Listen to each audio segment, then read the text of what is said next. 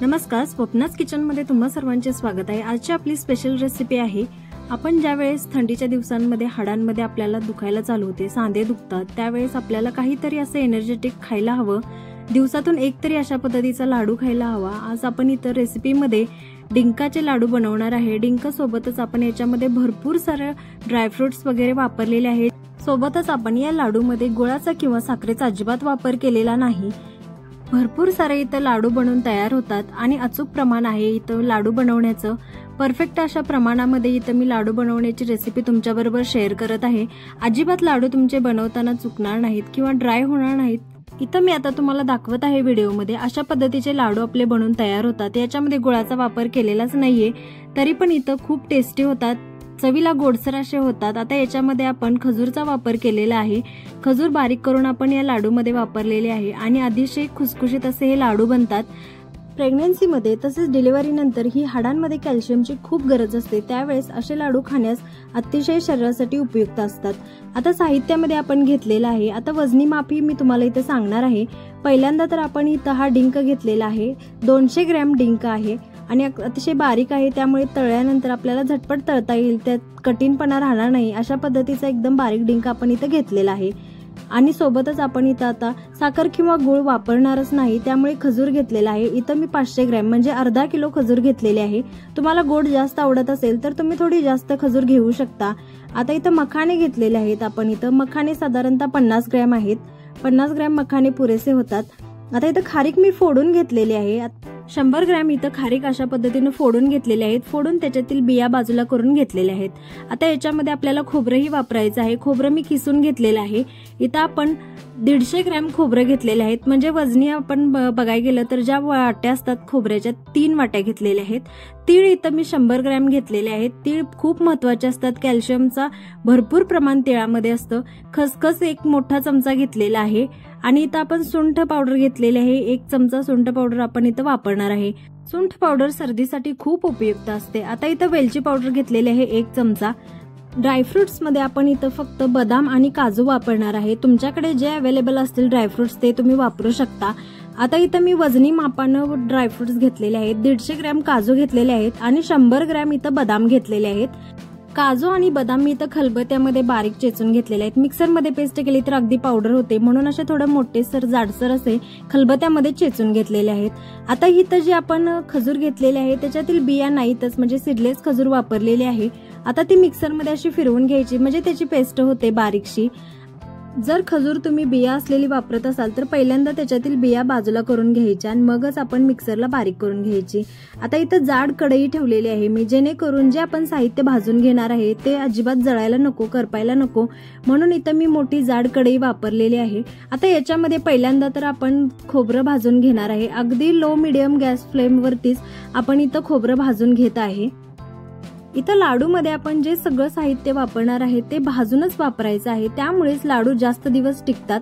आता इथं पाहतच आहात तुम्ही, थोडं खोबऱ्याचा रंग लालसर असा झालेला आहे, म्हणून आता बाजूला काढून घेतलं। आता परत त्याच कढईमध्ये मी खारीक ही भाजून घेत आहे। खारीक भाजत असताना मात्र गॅसची फ्लेम थोडी वाढवली तरी चालेल। तर मी काळ्या रंगाची खारीक वापरलेली आहे, त्याच्यामध्ये जास्त प्रमाणात पौष्टिकता असते, म्हणून इथं काळ्या रंगाचीच खारीक वापरायची आहे आपण। इथं 100 ग्रॅम खारीक आता भाजून झालेली आहे। आता खारीक भाजल्यानंतर याच्यामध्ये मखाना भाजून घ्यायचा।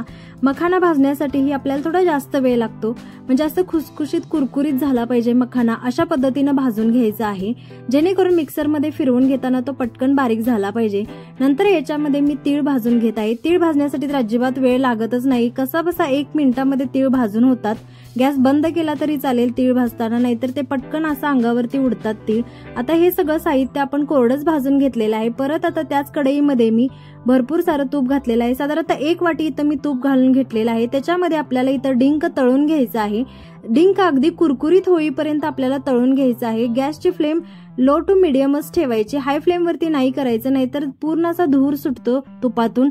आणि डिंक ही भाजताना करपला जाईल म्हणून इथं मीडियम फ्लेम वरतीच आपल्याला तळून घ्यायचं आहे। असा हलवत सतत आपल्याला तळून घ्यायचा डिंक, म्हणजे तो कुरकुरीत भाजला जातो। आता याच्यामध्ये आपल्याला जास्त काही वेगळं करावं लागत नाही, परफेक्ट भाजायला हवं। याच्यासाठी गॅसची फ्लेम मीडियम वरती करायची, म्हणजे कुरकुरीत असा डिंक भाजून होतो। नंतर आपल्याला मिक्सरमध्ये वाटत असताना तो असा पटकन वाटला जावा, किंवा लाडू खात असताना त्याच्यामध्ये कठीण काही लागायला नको, अशा पद्धतीने इथं डिंक भाजून घ्यायचा आहे।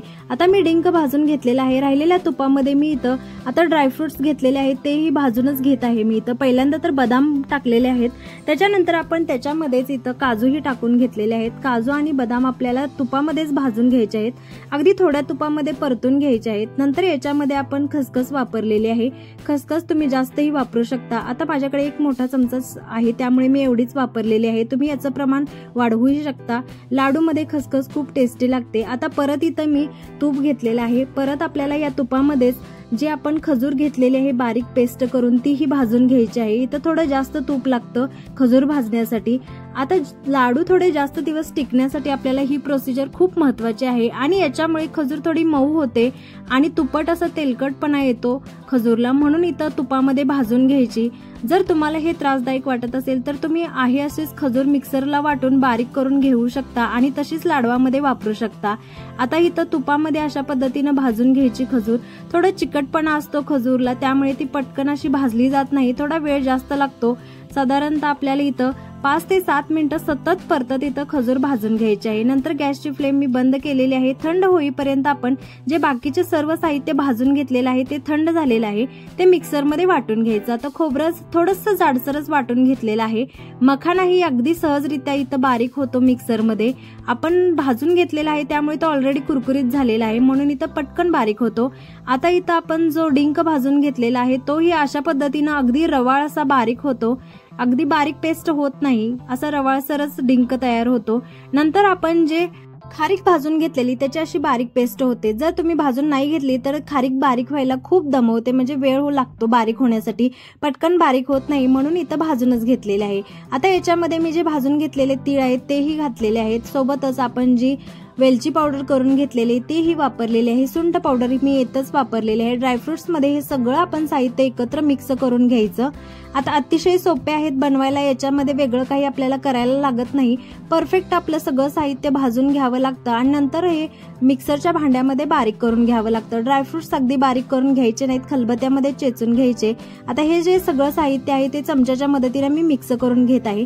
जोपर्यंत आपण खजूर परतत आहे तोपर्यंत आपण जे आधी भाजून ठेवलेलं सगळं साहित्य आहे ते थंड होतं, आणि नंतर हे साहित्य मिक्स करेपर्यंत खजूर ही थंड होते, म्हणून आधी आपण हे सगळं साहित्य व्यवस्थित मिक्स करून घ्यायचं। नंतर याच्यामध्ये जे आपण खजूर घेतलेली आहे ते अशी मिक्स करून घ्यायची। आता गोड प्रमाण तुम्हाला जास्त हवं असेल तर तुम्ही 100 ग्रॅम खजूर याच्यामध्ये जास्त वापरू शकता, आणि ज्यावेळेस तुम्हाला असं वाटेल की ड्राय झालेला आहे, लाडू आपल्याला वळवता येत नाही, त्यावेळेसही तुम्ही थोडीशी खजूर याच्यामध्ये बारीक करून घालू शकता, काही प्रॉब्लेम नाही, अजिबात बिघडणार नाहीत लाडू। अशा पद्धतीने जर तुम्ही बनवले तर याच्यामध्ये गुळाचा पाक करा, साखरेचा पाक करा, अशी काहीही गरज लागत नाही, अगदी सहजरित्या कोणालाही बनवता येतील अशा पद्धतीचे लाडू। थोडं ड्राय जर मिश्रण होत असेल तर तुम्ही याच्यामध्ये खजूर बारीक करून मिक्सरमध्ये घालू शकता। आता याच्यामध्ये वेगळं काहीच करायला लागत नाही, अतिशय सोपी पद्धत आहे। आता हे सगळं मिक्स करून घ्यायचं। खजूर थोडीशी थंड झाल्यानंतर हाताच्या मदतीने इथं मिक्स करून घ्यायचं। पहिल्यांदा गरम असल्यामुळे थोडं मी चमच्याने मिक्स करत आहे, नंतर हातानेच आता हे सगळं साहित्य आहे ते आपल्याला एकजीव करून घ्यायचं आहे। आता तुम्हाला दाखवतच आहे व्हिडिओमध्ये मी अशा पद्धतीने मिक्स करून घ्यायचं, जेणेकरून जी खजूर आहे ती सगळ्या साहित्याला अगदी व्यवस्थित लागली पाहिजे आणि लाडू आपल्याला व्यवस्थित असे वळवता आले पाहिजेत। आता इथं लाडू बांधण्यासाठी आपल्याला काय लागतं, थोडंसं चिकटसर असा हवा मिश्रण, म्हणून इथं आपण खजूरचा वापर केलेला आहे। जर तुम्हाला खजूर कमी वाटत असेल तर तुम्ही थोडीशी जास्त वापरू शकता, आणि अशा पद्धतीने आपल्याला लाडू वळता येतील। तुम्हाला मी दाखवत आहे, अगदी सहजरित्या लाडू बनवता येतात। तुपाचा वापर केल्यामुळे अशा पद्धतीने तुपटसर असे हे लाडू बनतात, अतिशय चविष्ट लागतात, आणि याची पौष्टिकता तर काय विचारायलाच नको, अतिशय पौष्टिक हे लाडू बनून तयार होतात। रेसिपी तुम्हाला कशी वाटली कमेंट करून नक्की कळवा। रेसिपी आवडली असल्यास व्हिडिओला नक्की लाईक करा, शेअर करा, कमेंट करायला विसरू नका। अशाच सिंपल रेसिपींसाठी आणि रेसिपीतील टिप्ससाठी नक्कीच आपल्या चॅनलला सबस्क्राईब करा। रेसिपीबद्दल भरपूर काही सांगावंसं वाटतं, पण भरपूर काहीतरी सांगत बसलं की व्हिडिओ खूप मोठा होतो। अशा पद्धतीचे परफेक्ट असे एनर्जी बूस्टर असणारे लाडू आपले बनवून तयार झालेले आहेत। तुम्ही पाहत असाल अतिशय सुंदर दिसतात।